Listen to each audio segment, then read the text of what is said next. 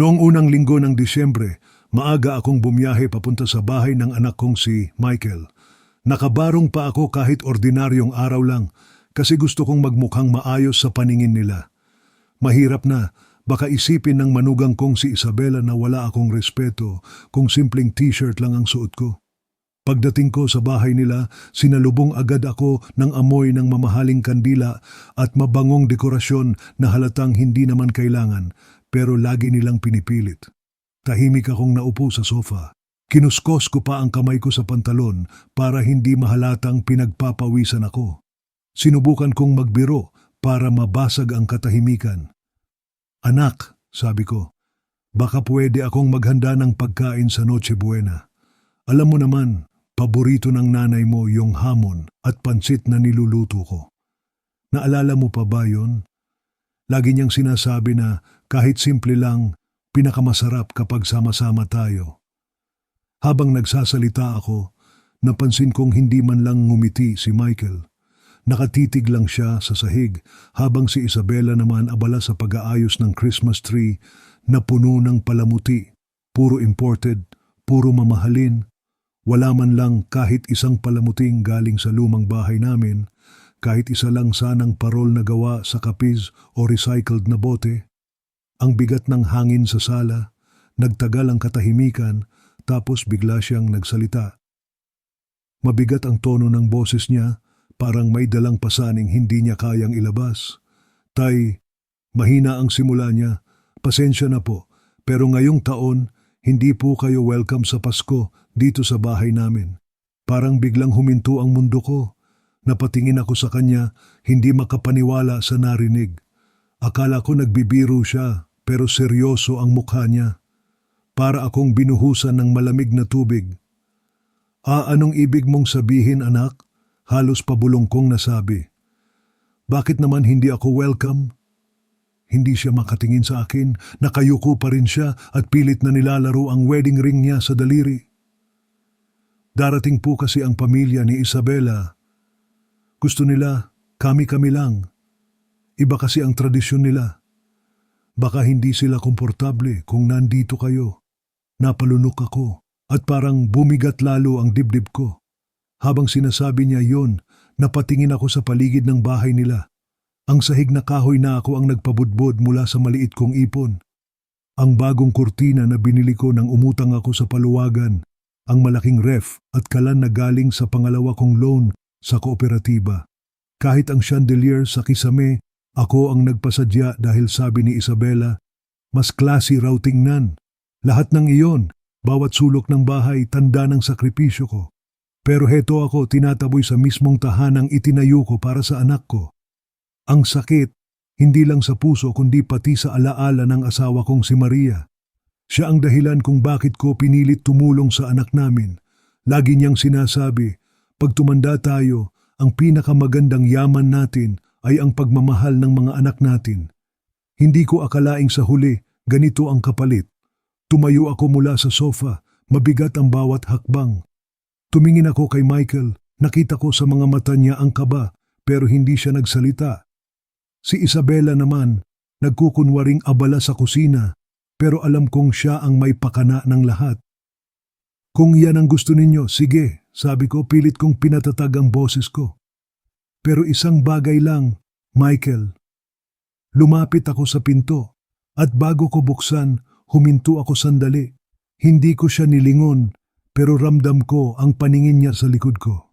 "Sabi mo sa mga bisita mo, maligayang Pasko mula sa akin." Binuksan ko ang pinto at lumabas. Tinamaan ako ng malamig na hangin ng Disyembre. Ang mga ilaw ng kapitbahay nila kumikislap ng pula at berde, masaya at magiliw, samantalang ako parang may dalang batong hindi ko maibaba. Habang naglalakad ako papunta sa lumang sasakyan ko, narinig ko pang tinawag ako ni Michael. "Tay, sandali!" Pero mahina at hindi rin niya sinundan. Pagkasara ng pinto, alam kong iyon na ang huling salita niya ngayong gabi. Umupo ako sa loob ng sasakyan, hindi pa binubuhay ang makina. Nakatingin lang ako sa bintana sa bahay na pinundar ko ng pawis at luha. May mga ilaw na kumikislap, may mga halakhakan mula sa loob pero wala akong lugar doon. Ilang segundo lang, tumunog ang cellphone ko. Alam kong si Michael yon, siguro tatawag para sabihing, pasensya na tay. O baka si Isabela magbibigay ng paliwanag. Pero hindi ko sinagot. Pinikit ko na lang ang mga mata ko at hinayaan ang sakit na lumubog sa katahimikan. Habang pauwi ako, dinaanan ko ang ilang kalye na puno ng makukulay na parol. May mga batang naglalaro sa gilid ng kalsada, naghahabulan, walang pakialam sa problema ng mga matatanda. Sa isang tindahan ng bibingka at puto bumbong, nakita ko ang mag-amang sabay na kumakain, nagkakatuwaan habang humihigop ng salabat. At doon, naramdaman ko ang kirot. Naalala ko ang mga panahong ganun din kami ni Michael. Kapag Pasko, kahit simpleng spaghetti at fried chicken lang ang ulam, masaya na kami basta magkakasama. Pero ngayon, ibang-iba na. Hindi na ako kasama sa pamilya niya, hindi na ako bahagi ng mga alaala na binubuo nila. Ang natitira na lang sa akin ay ang lumang bahay namin ni Maria, tahimik at puno ng alaala pero walang halakhak, walang tawanan. Pagdating ko sa bahay, binuksan ko ang ilaw at naupo sa lumang silya. May kaluskos ng bubong, tanda ng tagpi-tagpi, hindi ko pa rin napapaayos kasi lahat ng kita ko napunta sa anak ko. Tumingin ako sa litrato ni Maria na nakasabit sa dingding. Para bang nakatingin siya sa akin, nagtatanong kung bakit ko hinayaan na mangyari ito. Maria, bulong ko, ginawa ko lang ang lahat para sa anak natin. Binigay ko ang lahat ng kaya ko. Pero bakit ganito ang kapalit? Naramdaman ko ang bigat ng luha na ayaw bumaba. Ngunit sa ilalim ng sakit, may sumisibol na bagong pakiramdam. Hindi pa ito galit, hindi pa rin lubos na paghihiganti, pero malinaw. Hindi na pwedeng ganito palagi. Hindi na pwedeng ako ang lagi nilang inaapi at sila ang laging kumukuha. Habang humihigop ako ng malamig na kape na naiwan sa mesa, isang bagay ang tumatak sa isip ko. Darating ang araw, babalik sa kanila ang lahat ng ginawa nila sa akin. Pagka-uwi ko ng gabing iyon, hindi ako agad nakatulog. Nakahiga lang ako sa kama, nakatingin sa kisame na may mga bitak na hindi ko mapakumpuni. Para bang bawat bitak ay paalala ng lahat ng isinakripisyo ko para sa anak kong si Michael. Bawat pader sa bahay na ito may kwento ng pagtitiis, at habang iniisip ko ang sinabi niyang hindi ako welcome sa Pasko, bumalik sa alaala ko ang lahat ng taon na halos binuhos ko ang buong buhay ko para sa kanila. Naalala ko ang unang beses na lumapit si Michael sa akin para humingi ng tulong.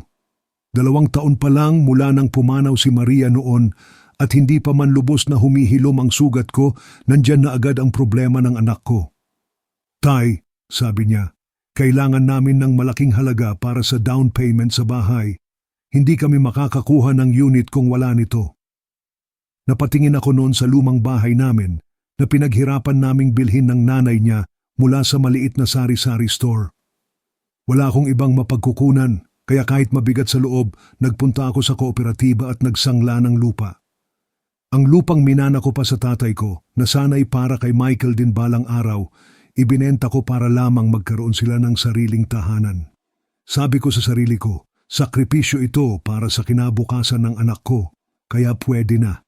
Pero hindi doon nagtapos. Ilang buwan lang ang lumipas, nawalan ng trabaho si Michael. Malaking kumpanya ang pinasukan niya, pero nalugi at siya ang unang tinanggal. Dumating siya sa bahay na halos umiiyak, kasama si Isabela na naka-designer bag pa. Tay, pangako, sandali lang ito.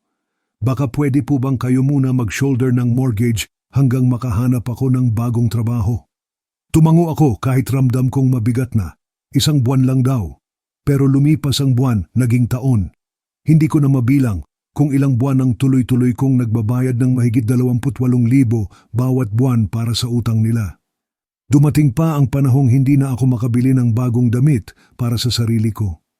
Nakikita ko sa trabaho, yung mga kasamahan kong mas bata, bago ang sapatos, malinis ang polo, samantalang ako paulit-ulit lang ang suot ko.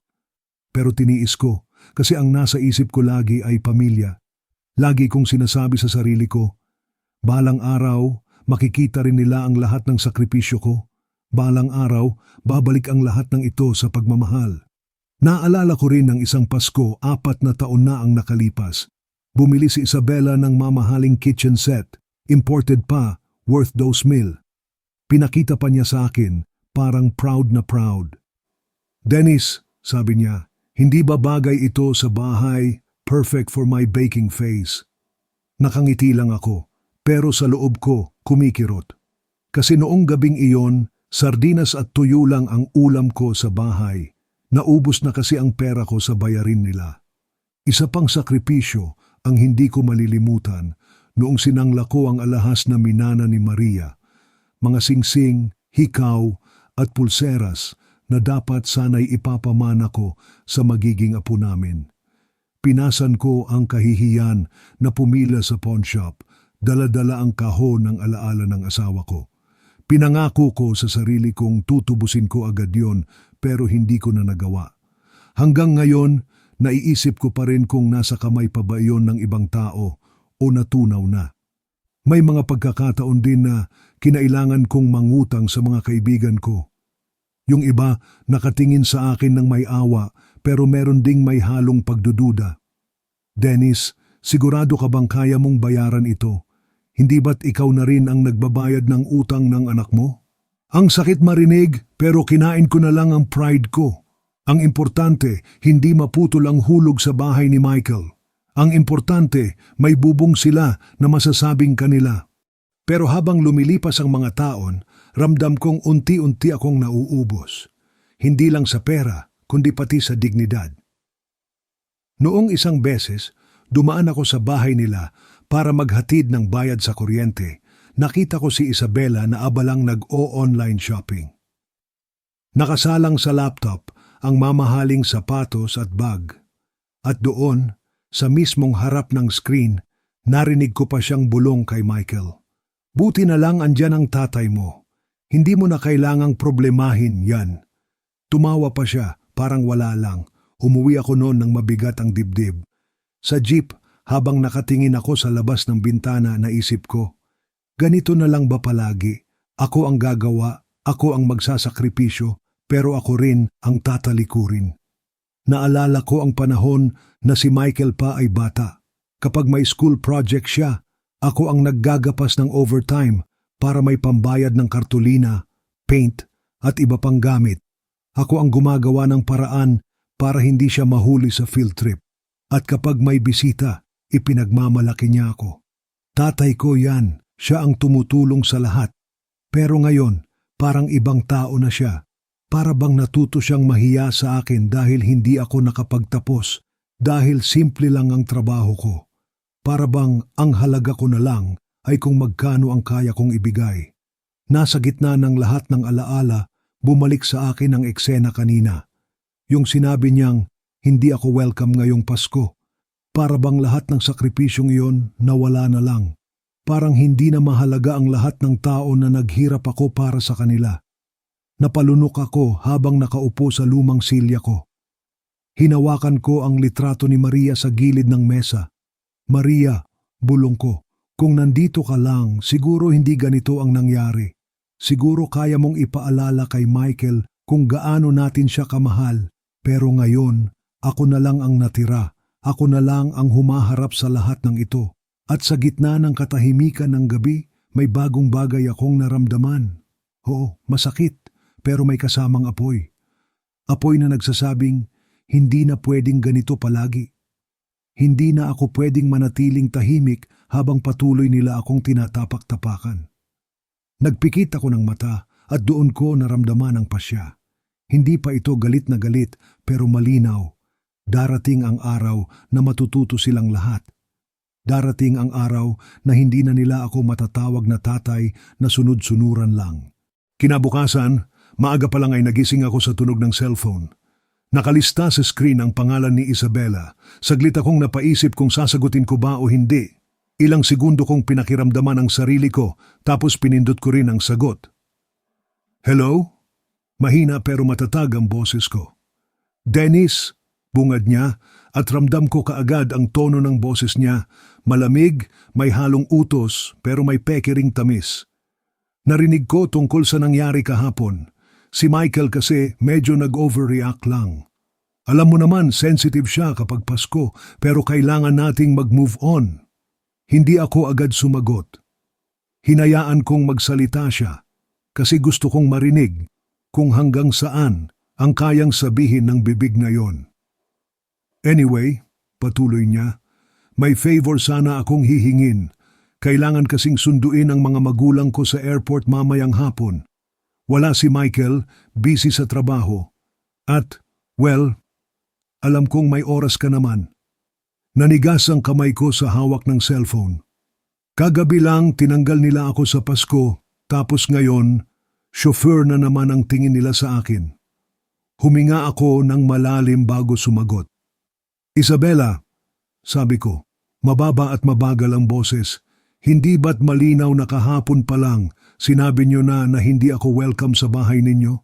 Hindi ba't mismong anak ko ang nagsabi niyan sa akin? Narinig ko ang maikli niyang tawa, pilit at walang laman. Naku Dennis, huwag mo nang palakihin. Hindi naman personal yon, tradisyon lang kasi ng pamilya namin. Alam mo naman ang mga magulang ko medyo old-fashioned. Hindi sila sanay sa ano? Mabilis kong putol. Hindi sanay sa tulad ko? Hindi sanay sa pagkaing niluto ng sarili kong kamay? Hindi sanay na makasama ang taong literal na nagbabayad ng bahay na tinitirhan ninyo? Saglit na katahimikan. Narinig ko ang pag-igkas ng hininga niya, parang hindi niya inasahan ang tapang ng sagot ko. Dennis, bumaba rin ang tono niya pero mas matalim. Huwag ka namang maging dramatic. Hindi ito tungkol sa pera. Hindi lahat ng bagay na susukat sa gastos. Napangisi ako kahit walang nakakita. Yun ba ang ituturo mo sa akin na hindi lahat pera? Kaninong pera ba ang ginastos para sa bagong kusina mo? Sa chandelier? Sa ref at oven na halos 2 buwan kong pinagtrabahuhan? Kaninong pawis ba ang binuhos para mapatayo ang bahay na yan? Wala siyang sagot agad. Tapos narinig ko parang mahina pero puno ng yabang. Kung tutuusin Dennis, ikaw din ang pumayag. Wala naman kaming pinilit, di ba? Ikaw ang nag-offer. At saka, maging totoo tayo. Hindi ka naman talaga kasing class ng pamilya namin. My parents, they expect more. Education, breeding, refinement. Hindi ba't mas bagay kang tahimik na nasa tabi, hindi sa gitna ng mga bisita? Doon, tuluyang nagdilim ang paningin ko. Hinigpitan ko ang hawak sa cellphone, halos mabali ang casing. Nasa isip ko si Maria, ang asawa kong pumanaw, na ilang taon kong kasama sa paghihirap. Siya ang tunay na may class kahit hindi nakapagtapos.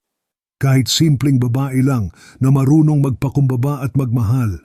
Kung naririnig niya ngayon ang sinasabi ng babaeng ito, siguradong siya mismo ang unang tatayo para ipagtanggol ako. Pakinggan mo ako Isabela, madiin kong sabi. Minsan, tinatanggap ko ang mga insulto mo kasi ayokong mahirapan si Michael. Pinikit ko ang mata ko sa mga panlalait mo kasi sabi ko, baka magbago ka rin balang araw. Pero ngayong sinabihan mong hindi ako bagay, ngayong tinanggal mo ako sa mismong Pasko ng anak ko. Tapos ngayon gagawin mo akong driver ng mga magulang mo? Hindi na. Dennis, may halong panginginig ang boses niya, parang hindi makapaniwala na pinapantayan ko siya. Hindi mo naiintindihan. Ito kasi ang expectations. Ang hindi mo naiintindihan, putol ko muli, ay matagal na akong nagbabayad para sa expectations mo, para sa luho mo, para sa ilusyon na mas mataas ka kaysa sa akin. Pero simula ngayon, tapos na. Tahimik. Wala akong narinig kundi ang sariling hininga ko. Pagkaraan ng ilang segundo, narinig ko ang bagsik sa tono niya. Kung akala mo makakalayo ka sa amin, nagkakamali ka Dennis. Nasa iyo si Michael, nasa iyo ang pamilya. At kung ayaw mong maging parte, problema mo yan. Napangiti ako, pero hindi na may lambing, kundi may bigat. Mali ka Isabela. Ako ang tatay ni Michael. Ako ang pamilya. Ikaw ang dumating lang at ikaw ang nagturo sa kanya kung paano kalimutan ang ugat na pinagmulan niya. Pero tandaan mo ito, ang taong matagal ninyong ginamit kapag natutong lumaban, hindi na ninyo makokontrol. At bago pa siya makasagot, ibinaba ko ang tawag. Nilapag ko ang cellphone sa mesa, marahang pero matatag.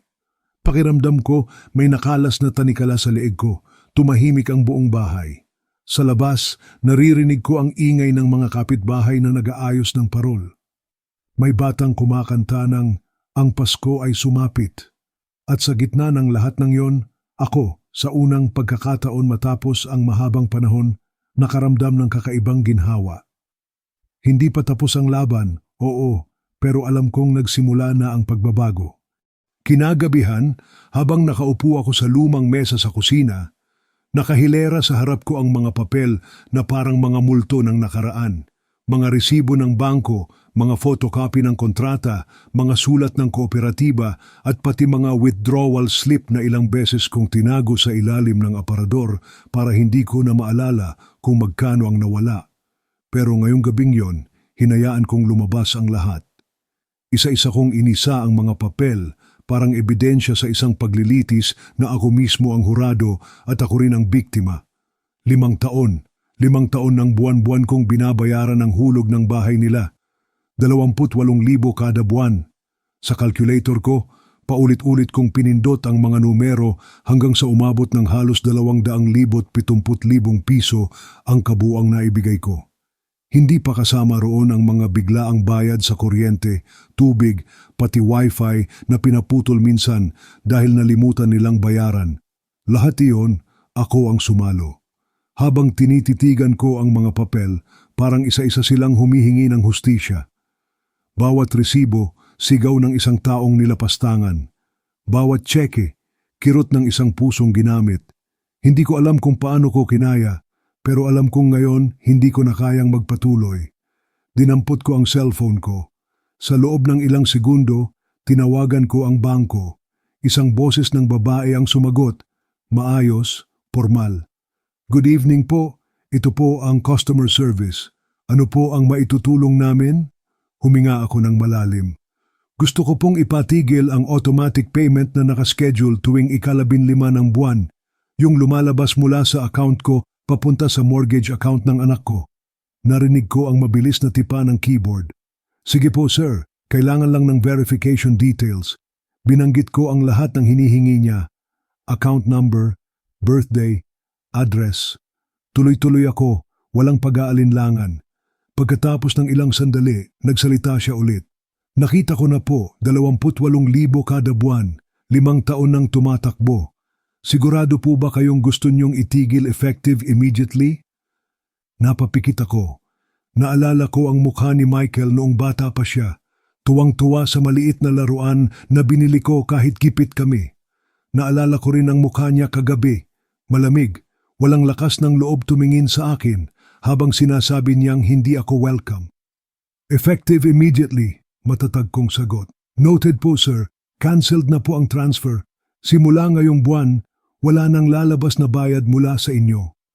"Salamat," mahina kong sagot. Pero sa loob ko, parang may malaking pader na gumuho. Parang may tinanggal na tanikala na matagal nang nakatali sa leeg ko. Pagkababa ng tawag, matagal lang akong nakaupo. Sa tabi ko, nakapatong ang lumang litrato ni Maria, nakangiti pa rin sa akin. "Maria," bulong ko, "kung naririnig mo ako, sana proud ka. Sa wakas natuto na akong ipaglaban ang sarili ko." Dumampot ako ng ilang resibo at binuksan ang lumang kalan. Sinindihan ko ang posporo at unti-unting sinunog ang mga papel. Isa-isa silang naging abo hanggang sa wala nang natira kundi mga bakas ng usok at init na dumampi sa mukha ko. Habang pinagmamasdan ko ang apoy, ramdam kong iyon na ang simbolo ng pagtatapos ng aking pagiging sunod-sunuran. Nang matapos ang lahat, nagbukas ako ng bote ng lumang alak na matagal ko nang tinatabi para sa espesyal na okasyon. Sabi ko dati, baka gamitin ko sa kasal ni Michael o sa binyag ng apo. Pero ngayong gabi, alam kong espesyal na rin ito para sa akin, para sa kalayaan ko. Itinaas ko ang baso, nakatingin kay Maria sa larawan. "Maligayang Pasko sa akin," bulong ko. At sa unang pagkakataon sa napakahabang panahon, naramdaman kong tunay iyon. Kinabukasan, maliwanag na ang araw pero mabigat pa rin ang dibdib ko.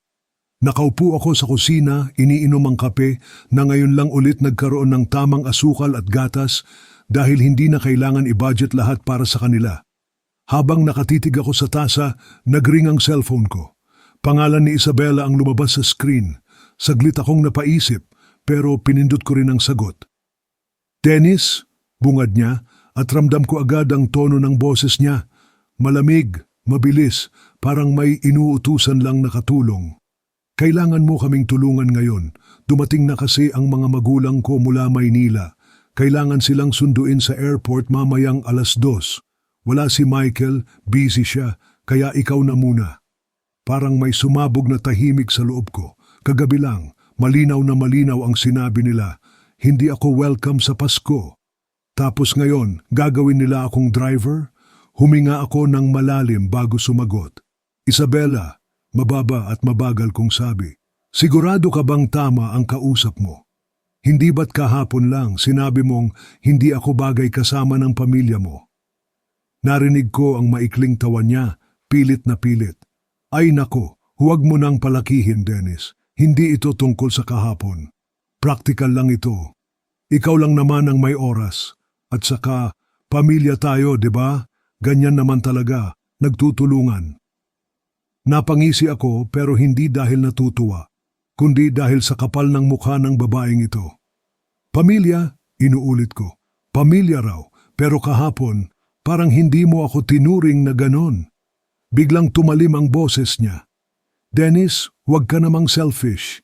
Simple lang naman ang hinihingi ko. Sunduin mo sila, ihatid mo dito, tapos na. Huwag ka nang gumawa ng issue. Tahimik akong nakinig. Hindi ko alam kung natatawa ako o naiiyak sa kapal ng kanyang mukha. Anong oras ang flight? Mahina kong tanong. Nagulat siya, halata sa sagot niya. 2:00, Terminal 2. Maghintay ka sa labas, dala nila ang maleta, siguraduhin mo lang na huwag silang mapagod. At Dennis, magsuot ka naman ng maayos, ha? Yung asol mong polo, bagay iyon. Hindi ko gustong mapahiya. Ngumiti ako nang hindi niya nakikita. Sige, sagot ko. Ako ang bahala. Pagkababa ng tawag, hindi agad ako kumilos. Nakatitig lang ako sa tasa ng kape. Pinapakinggan ang sariling tibok ng puso. Hindi ako galit, pero malinaw ang nararamdaman ko. Ito na ang simula ng laro. Dumating ang 2:00, pero hindi ako nagpunta sa airport. Sa halip, naupo ako sa lumang silya sa sala, nagbukas ng dyaryo at tahimik na nagkape. Habang iniisip kong sa mismong oras na ito, naghihintay sa karusel ang magulang ni Isabela, dala-dala ang maleta, nagtataka kung bakit walang sumusundo. 3:00, tumunog ang cellphone ko, pangalan ni Isabela. Hindi ko sinagot. Tumunog ulit, hindi ko pa rin sinagot. Maya-maya may text. Nasaan ka? Naghihintay ang parents ko. Hindi sila pwedeng mag-taxi. Itinabi ko lang ang cellphone, kinuha ang lumang radyo at pinakinggan ang musika. Sa unang pagkakataon sa loob ng 5 taon, tahimik akong nakaupo nang walang inaalala, walang utos, walang hinihingi. Lumipas ang kalahating oras, tumunog ulit ang phone. Ngayon, unknown number. Siguro sila na mismo ang tumatawag. Hindi ko rin sinagot. Habang lumulubog ang araw, iniisip ko sila. Pagod, inis, nagagalit sa isip nila. At ang lahat ng iyon ay nakalaan para sa akin. Pero ang hindi nila alam, hindi na ako ang dating Dennis na sunod-sunuran. Ako na ngayon ang nagdedesisyon. Makalipas ang 4 na oras, may malakas na katok sa pinto. Halos mabali ang kahoy sa sobrang lakas. Tumayo ako, dahan-dahang lumapit at sumilip sa bintana. Nandoon sila, si Isabela kasama ang kanyang ama at ina. Galit na galit ang mga mukha, namumula sa inis. Binuksan ko ang pinto at bago pa sila makapagsalita, tumayo ako ng diretso, tinitigan silang lahat. Anong ginagawa niyo rito? Tanong ko, malamig ang tono. Denise, sigaw ng tatay ni Isabela. Pinaghintay mo kami ng 3 oras sa airport. Wala kang kwenta. Wala kang pakundangan, dagdag ng ina. Ganito ba ang asal ng isang matanda? Nakakahiya ka. At si Isabela halos sumabog ang boses. You humiliated us. Alam mo ba kung magkano ang ginastos nila sa taxi dahil sa'yo? Nakinig lang ako sandali. Hinayaan silang lahat na ilabas ang galit nila. Tapos, kalmado akong sumagot. Hindi ko problema ang gastos ninyo. Hindi ko rin problema kung ilang oras kayong naghintay. Ang alam ko lang, Tapos na ang panahon na ako ang utusan ninyo. Natahimik sila, parang hindi makapaniwala sa narinig. Tinuro ako ng tatay ni Isabela, nanginginig ang daliri. You'll regret this. Hindi mo alam kung sino ang kinalaban mo. Ngumiti ako ng banayad pero matalim. Mali ka, alam ko. Ang hindi mo alam, ako naman ang hindi ninyo kayang kontrolin. Isinara ko ang pinto sa harap nila dahan-dahan pero mariin. At sa sandaling iyon, alam kong nagsimula na ang laban na matagal kong iniwasan. 3 araw matapos ang insidente sa airport, dumating ang umaga na parang ordinaryo lang. Maaga akong nagising, nagkape at nagbukas ng dyaryo na binili ko sa sari-sari store. Ngunit bago pa man ako makalampas sa unang pahina, tumigil ang mata ko sa headline sa loob ng section. Nandoon ang litrato ko, luma na galing pa sa website ng dating kumpanya ko. Nakangiti ako roon pero ngayon, ginamit nila para sa isang artikulong ang pamagat ay matandang negosyante, pinabayaan ang mag-asawang matanda sa airport. Napatigil ang kamay ko. Parang nanlamig ang buong katawan ko. Binasa ko ang artikulo mula umpisa hanggang dulo. Ayon sa kwento, dumating daw ang mga magulang ni Isabela mula Maynila. Walang sumundo. 3 oras daw silang naghintay sa malamig na paligid ng airport, halos ginaw na ginaw bago napilitang sumakay ng taxi. At ayon sa kanila, halos ikapahamak daw nila dahil sa irresponsibilidad ng kanilang supposed na kaanak. Binanggit pa ang pangalan ko, Dennis Flores. Sinulat nila na ako raw ay unstable, na matagal nang nagpapakita ng kakaibang asal at baka raw senyales ng paghina ng isip dahil sa katandaan. Binaba ko ang dyaryo, nanginginig ang kamay, walang kahit katiting na binanggit tungkol sa 5 taong pagbabayad ko ng hulog sa bahay nila. Wala ring nabanggit tungkol sa sakripisyo ko o kung bakit hindi ko na sila sinundo. Sa artikulo, ako lang ang kontrabida. Ako ang matandang malupit, ako ang walang malasakit, ako ang dapat kaawaan at pagtawanan. Tahimik akong naupo, hawak pa rin ang dyaryo. Sa loob ng ilang minuto, pakiramdam ko, gumuho ang lahat ng dignidad na natira sa akin. Naalala ko ang mga kapitbahay ko, sigurado akong mababasa rin nila ito. Sa palengke, baka pag-usapan ako. Sa simbahan, baka sulyapan ako ng may pagdududa. Sa mata ng komunidad, isa na akong masamang tao. Ngunit habang tumatagal ang pagkakaupo ko, may iba ring damdaming pumalit sa takot. Hindi na ako umiiyak, hindi na rin ako nanginginig. Sa halip, isang uri ng apoy ang dahan-dahang lumitaw. Sinilip ko ulit ang artikulo. Nakita ko ang pangalan ng sumulat, Patricia Morales, lifestyle editor. Kilala ko ang apelyidong Morales. Marami itong koneksyon sa banking at business circles. At alam ko kung kaninong kamay ang nagtulak para lumabas ang balitang ito. Walang iba kundi ang tatay ni Isabela, si Cody. Huminga ako ng malalim. Ganun pala ang laro ninyo, bulong ko sa sarili ko. Kung kaya ninyong sirain ang pangalan ko sa harap ng publiko, kaya ko ring ilabas ang katotohanan tungkol sa inyo. Tumayo ako, kinuha ang mga folder ng resibo at bank statements na hindi ko sinunog. Doon nakalista ang lahat. Ang down payment na galing sa lupa kong isinangla, ang buwan-buwan na hulog na halos lumamon sa buong kita ko, pati mga resibo ng appliances at renovation na ako mismo ang nagbayad. May mga petsa, may mga halaga, may pirma. Hindi ito tsismis. Hindi ito kwento lang. Ito ay katotohanang hindi nila kayang balewalain. Pinagmasdan ko ang makapal na folder at doon nagsimulang mabuo ang plano. Kung gusto nila ng gulo, bibigyan ko sila ng gulo. Pero hindi ako sisigaw, hindi ako mananakit, hindi ako bababa sa antas ng pagmumura nila. Hindi. Mas magiging masakit kaysa doon. Ang gagawin ko, sisirain ko ang maskara na ipinapakita nila sa lipunan. Ilalantad ko sila sa harap ng mismong mga taong pinipilit nilang pa-impress. At sa isip ko, malinaw na ang petsa. Disyembre 24, ang gabi ng Noche Buena. Ang mismong gabing puno ng bisita ang bahay nila. Doon ko ibabagsak ang lahat ng ebidensya. Doon ko ipapakita sa lahat kung sino talaga ang pamilya ng anak ko. Naupo akong muli, kinuha ang tasa ng kape at ngumiti ng bahagya. Kung kahapon ako ang tinuturing nilang tanga, ngayon Ako ang magiging bagyo na hindi nila kayang pigilan. Dumating ang gabi ng Disyembre 24, ang mismong Noche Buena. Maliwanag ang mga ilaw sa kalsada, nagkikislapan ang mga parol, at naririnig ang mga huni ng mga batang nangangaruling. Sa kabila ng kasayahang iyon, mabigat ang hakbang ko habang papalapit sa bahay ng anak ko. Sa isang kamay ko, dala ko ang makapal na folder ng ebidensya. Sa loob nito, nakalista ang bawat sakripisyong ginawa ko. Mula sa perang ipinambayad ko sa down payment ng bahay, hanggang sa 5 taon ng buwan-buwan na hulog.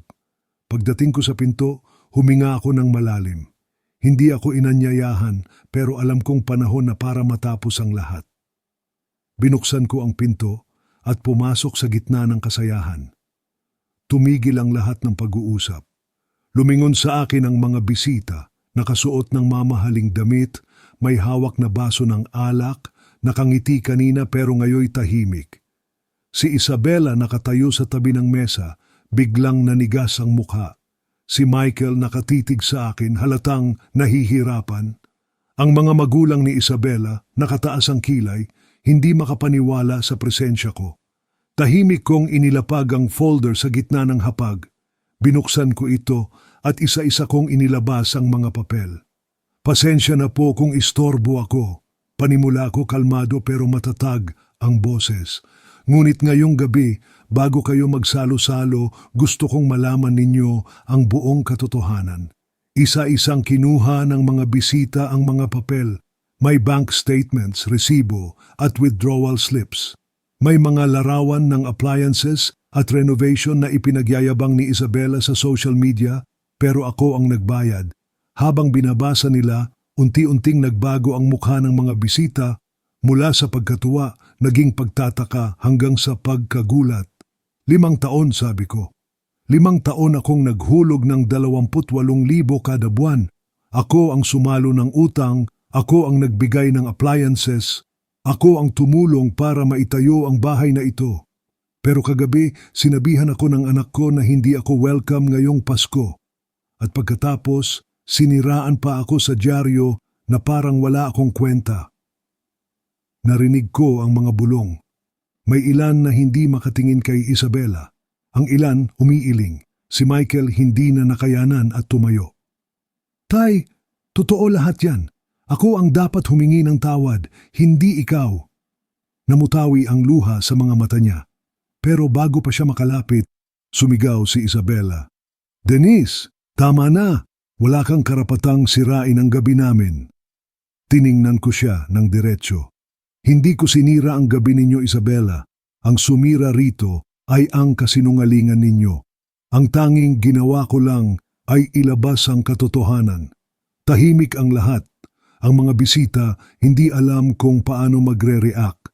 Si Cody, ama ni Isabela, pilit pa ring nagtatapang-tapangan, pero halata ang takot sa mga mata niya. Alam nilang sa gabing iyon, hindi na nila matatakpan ang mga kasinungalingan nila. Huminga ako ng malalim at kinuha ang natitirang papel sa folder. Hindi ko ito ginawa para ipahiya kayo. Ginawa ko ito para ipaalala na ang sakripisyo ng isang magulang hindi dapat tinatapakan. Ang dignidad ng isang ama hindi dapat itinatapon. Pinulot ko ang folder, itinayo ang sarili ko at tumingin sa lahat. Ngayong gabi, hindi ko hinihingi ang pasensya ninyo, hindi ko rin hinihingi ang awa ninyo. Ang gusto ko lang ay makilala nyo kung sino ako. Hindi utusan, hindi tagabayad, kundi isang ama na nagmahal at nagbigay ng lahat. Lumakad ako palabas, marahang isinara ang pinto sa likod ko. Habang naglalakad ako sa malamig na kalsada, ramdam ko ang bigat na matagal kong pasan, unti-unting nawawala. Hindi man ako kasama sa salusalo nila, alam kong ngayong gabi, sa wakas, naibalik ko ang sarili kong dignidad. At doon ko naunawaan, minsan, ang tunay na Pasko ay hindi nakikita sa magarang mesa o mamahaling regalo. Nakikita ito sa lakas ng loob na ipaglaban ang sarili, kahit laban sa mga taong pinakamalapit sa atin. Kung nagustuhan mo ang kwentong ito, huwag kalimutang i-like ang video, mag-subscribe sa mga bulong ng paghihiganti at i-share sa mga kaibigan mo. Ano sa tingin mo, Tama ba ang ginawa ng ama o may mas mabuting paraan? Iwanan ang iyong komento sa ibaba at magkita tayo muli sa susunod na kwento.